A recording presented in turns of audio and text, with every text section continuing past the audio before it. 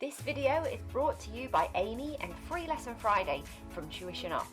This is my free weekly lesson, a fun approach to Key Stage 2 primary English taught live via Zoom. From complex sentence construction to using high-level punctuation, it's all covered in a fun, interactive way.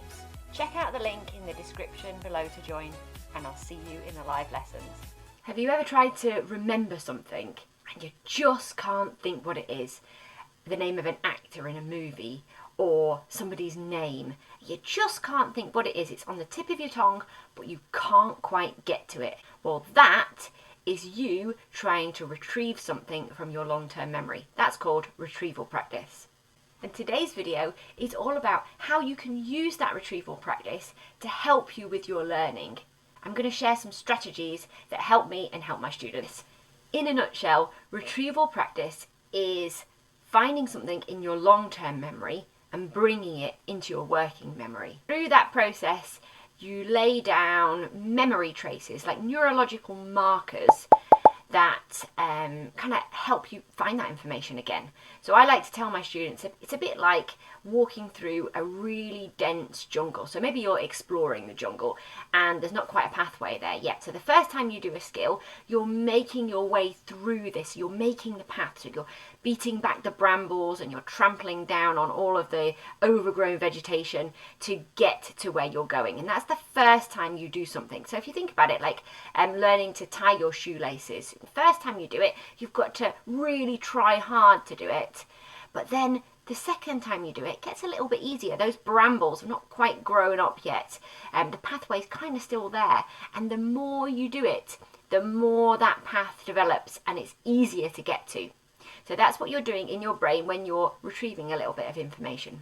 And once that information is encoded into your long-term memory, then remembering it, it's a breeze.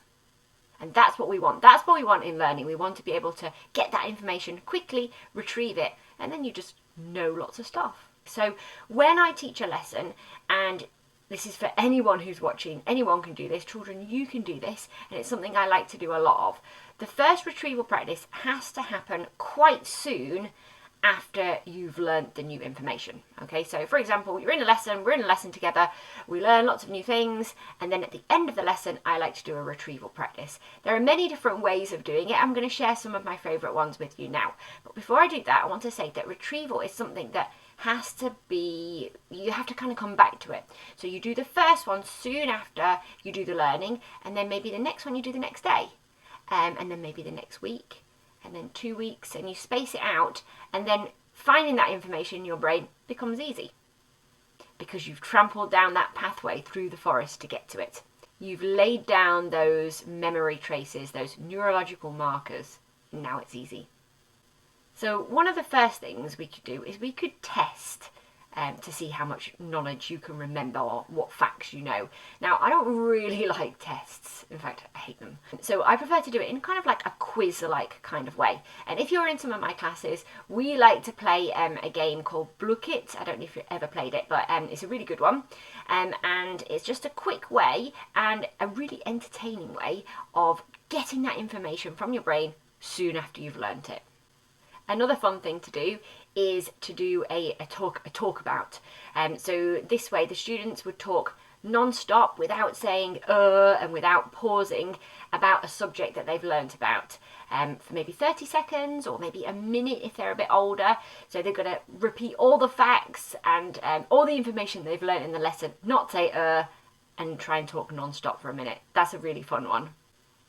You could use an app, something like Times Table Rockstars, or you could use Anki app, which is a flashcard app. It's got lots of already pre-made flashcards on there to kind of jog your memory of things. That's a quite good way of doing retrieval practice. Something else I like to do is a hot seat game where you have somebody in the class who closes their eyes and you show a keyword. This could be a vocabulary word from a science lesson, maybe a keyword. It could be a mathematical term. And the rest of the group have to explain this word to the person who's on the hot seat using synonyms, actions, but without saying the word. So trying to explain it. That's fun. Something else I like to do is a speed write. you could do this at the beginning of the class or at the end of the class. So maybe for the first retrieval, it's best at the end of class.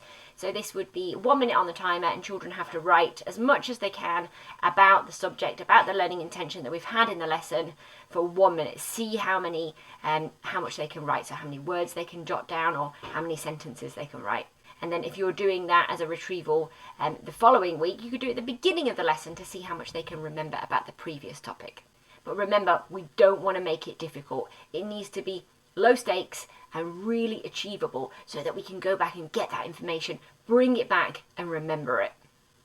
I hope these have been helpful ways for you to remember things. This is retrieval practice, and if you've learned something today, then you might want to consider liking and subscribing, and leave a lovely supportive comment and I'll reply to you.